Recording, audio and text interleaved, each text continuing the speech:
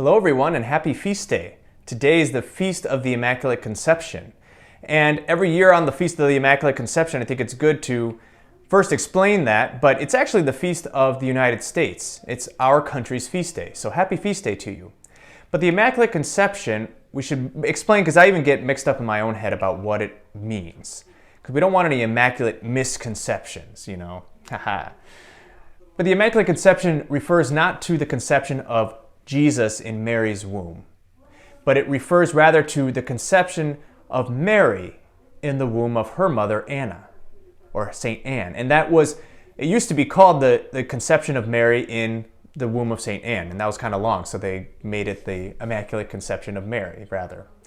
And what it refers to, the reason it's immaculate, is that we believe and we teach as the Church that Mary was conceived without stain, the stain of original sin. She was not conceived with original sin. And so I heard recently from another priest a good metaphor for this, and actually a really scary good metaphor for today, for our year of 2020.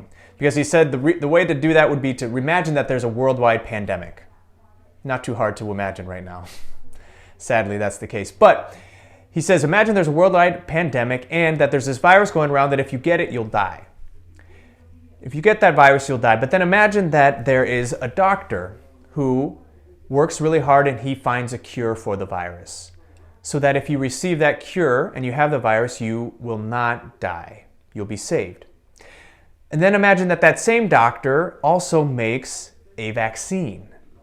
And so if you have not yet had the virus, you can receive the vaccine and you'll be saved from the virus as well. So either way, if you get the cure or the vaccine, you have the same Savior, that same doctor. The same is true for us. We are like those humans who received the cure. We were born with original sin. We have that tendency to sin within us. And so through the merits of Jesus' sacrifice, through his death and resurrection, we have received the cure for that.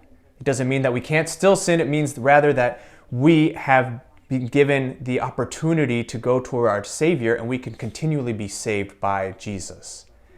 But Mary is like the only one who's ever received the vaccine, the one who was preserved from that stain of sin, preserved from that virus of original sin from the moment of her conception. So she never sinned.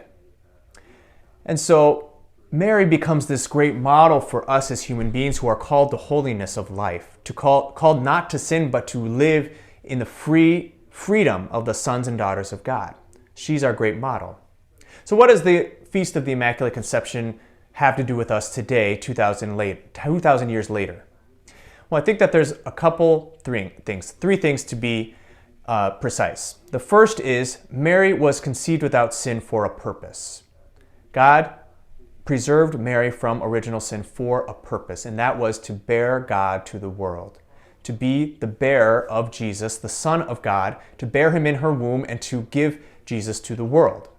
And that remains Mary's first and most important duty. Her most important, what she is here for, is to bear God to the world. And so for us, that still remains true, that when we need God, when we are in need of our prayers, whatever, we can go to Mary. She's a great intercessor for us. She's the one who brings God to us, and she brings us to God as well. So she is a great intermediary between us and God. She's the one who is human but preserved from sin, the one who has said yes to God. The second thing is, in our readings today, we hear the story of original sin, or the effects of it right after. It's the story of Genesis and the Lord finding Adam and Eve who are hiding in the garden. We see that Adam and Eve reject God. They rather listen to the vicious words of the snake, and they doubt God's goodness. And so they eat from the tree of knowledge of good and evil. But then we also hear in the New Testament that Paul says that Jesus is the new Adam. He's the new Adam who makes up for the sin of the original Adam, who covers that over and saves us from that original sin, that gives us the pathway forward from it. And so there's a new Eve as well. That's Mary. She's the new Eve. She's the one who says yes to God as well, rather than doubting or rejecting him. And so Mary becomes the new Eve. We call Eve the mother of all the living, and we call Mary the mother of the redeemed. The third thing is that sometimes as Catholics, we believe that we honor Mary a little bit too much, or a lot of times non-Catholics will say that we honor Mary because of all that she did, all of her strength and all of her great qualities. And she does have a lot of great qualities, but we don't honor her or praise her for what she did. We honor Mary for what God did in her life. We honor Mary for what God did in her life, that He preserved her from original sin, and His grace was always there working within her. What Mary did do was that she said yes. Mary said yes to the will of God. Behold, I am the handmaid of the Lord. Be it done unto me according to thy word.